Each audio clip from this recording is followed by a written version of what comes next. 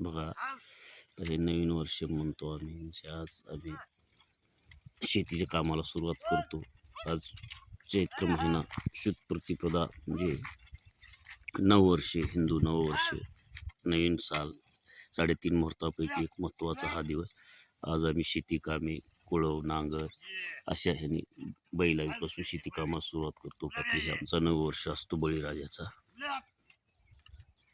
तर हे बळीराजा, मी शेतकरी पुत्र आहे किंवा बळीराजाचा मुलगा आहे किंवा मी स्वतः शेती करतो.